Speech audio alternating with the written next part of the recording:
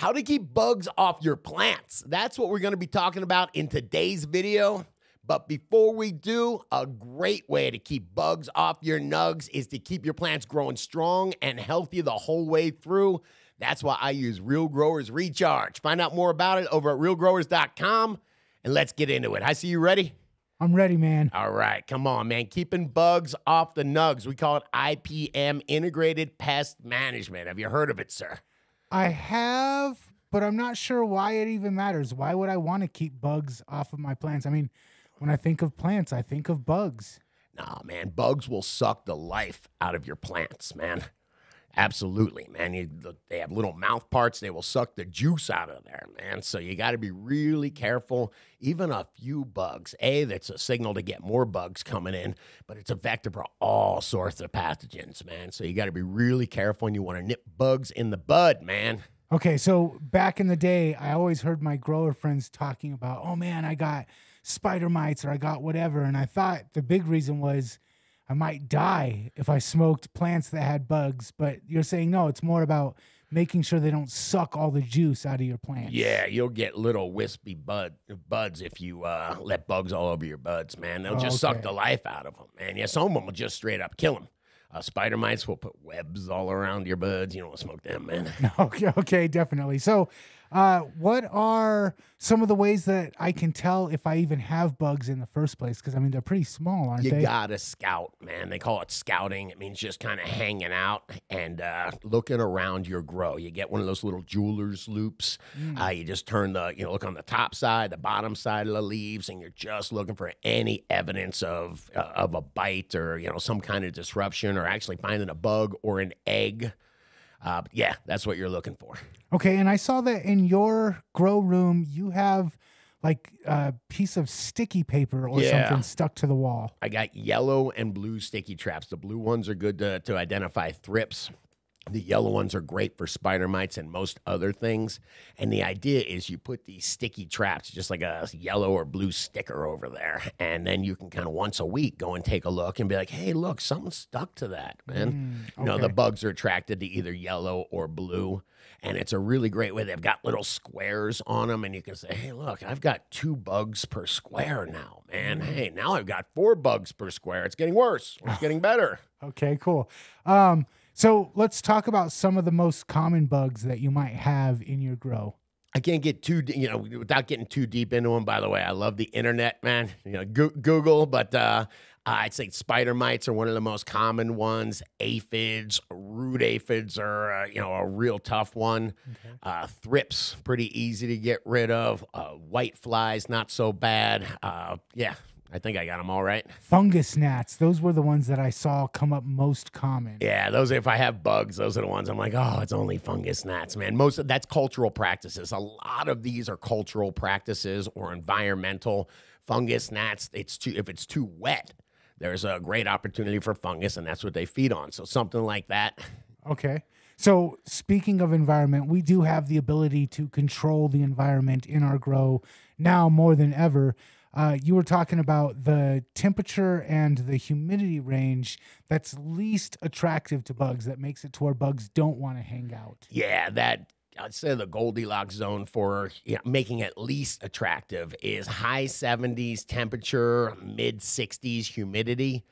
That's going to make it undesirable. As soon as the humidity goes down really low, things like spider mites love that. They love that environment. Okay, and then you were talking about in Florida, I know there's a lot of bugs, and you come from Florida. Yeah. What is it about Florida that makes it so attractive for bugs? Man, it's high heat. The bugs, just like plants will grow faster when the temperature is higher, the bugs will grow faster. The metabolism exponentially increases. I want to say, right around 70 degrees, not so bad, up to 80, and goes up to 90, man. It is insane how fast these bugs grow. So temperature is a big deal, too. Okay, so that's why you said keep it around the high 70s and don't try to go over that. Right, correct, man. Okay, what about environment? How much does cleanliness matter? You mentioned something about, especially if you have like a greenhouse, outdoor grow, and indoor grow. It doesn't even have to be that bad. I call it cultural practices. It's things like cleaning your scissors. Somebody gives you a clone, Don't just bring it into your grow. Put it someplace else. Quarantine it for a little bit. Put it in a little tent. Having your friends come over that also grow. Having your friends that hang out and that work in a greenhouse and come on over. That kind of stuff. So just cross contamination. You got to be really careful. Your grow isn't a sterile environment, but it is a pristine environment. Okay. And you mentioned before we started recording, you were talking about the importance of those little clip-on fans for air circulation. Why does that matter? I mean, think about it. Do you like to go hang out when there's wind blowing all over the place? You go and you hide, right? Yeah, I'm not going to Old Town and partying and trying to meet somebody in 50-mile-an-hour winds, right? Okay. Yeah, so anyway, point is that everybody kind of just slows down, or it's just undesirable. We're trying to make an environment that's undesirable for the bugs, but good for the plants. Plants love it when air is blowing over their leaves and is circulating. Bugs, not so much. Okay, and you mentioned at the beginning of the show Recharge, and I thought it was just a shameless plug for your product, but why is Recharge helpful in preventing bugs? Because nature is an opportunist, a shady opportunist, all right? It will attack the weak, okay? So when your plants are weak, when they're outside their Goldilocks zone, they're vulnerable. And that's when these bugs say, hey, man, this is a perfect opportunity. Let's go here. Hey, it's great, all y'all. Let's set up shop here. And then all of a sudden you got a population that's out of control. Okay, so how does Recharge make them not attractive to set up shop on? I mean, it's a softball. Recharge builds strong plants, man. Strong plants are less desirable to bugs. Okay, cool. Okay, so let's say I've done all of these things and I still get bugs. What are some of the ways that I can deal with bugs once I realize I've got them? Yeah, I mean, there's a couple things. There's sprays. I'd say the easiest one to understand is oils. Oil you would just spray every few days. They've got all these different types of neem oils and all these different fractions of oils. The idea is you're suffocating the bugs. But if you keep them, first off, the leaves don't love being covered in oil, so it will leave a residue. You don't want to do it in flowering.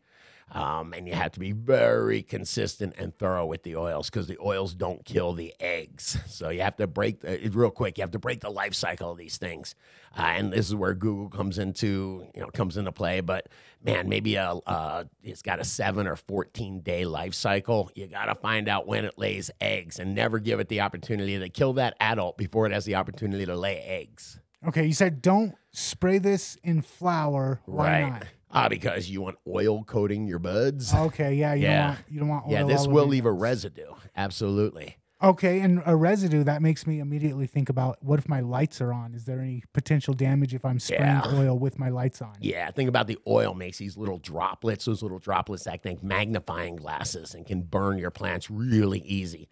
That's why they say with oil, spray right before the lights go off. Okay. All right. If I don't want to use oil, because it seems like there's a lot of negatives to using the oil, what's another alternative for getting rid of bugs? I mean, there are all sorts of pesticides out there. Some of them, some of them, by the way, are approved for cannabis. Most of them are not. Stay away from them, man. There's all sorts of shady people that will destroy their bugs using a pesticide that's meant for ornamental flowers, supposed to be at Home Depot. Don't play around with that. A cool thing that you can do is use beneficial predators. There's bugs that are good bugs. There's bugs that eat plants, and there's bugs that eat other bugs. And thankfully, places like, I'm trying to think, Arbico Organics is a good one. They're experts in finding and producing bugs that eat other bugs.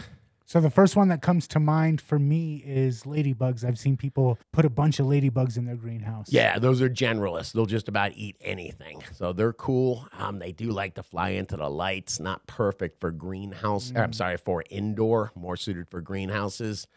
I like little crawling bugs. There's one called Prasimilid that I use when I have spider mites, or even if I don't have spider mites. It's okay to put them out there as a preventative. If I'm setting up a new grow space or getting plants from somebody, a strange place, I might set up some, just spend $100 and get some Prasimilids and put them out there. Or a generalist, Occidentalis is another one. Or, you know, if I didn't have to worry about them flying into the lights, the ladybugs, that kind of stuff. But there are specific bugs that cannabis growers use, and you can probably go to Google and find out more about that. Absolutely. Absolutely. But how do you do your IPM? Are you relying on sprays? Do you use the beneficial predators? Do you scout? Let me know in the comments. And if you like this video, smash that like button, hit that subscribe button, and check out the other 2 videos YouTube's recommending.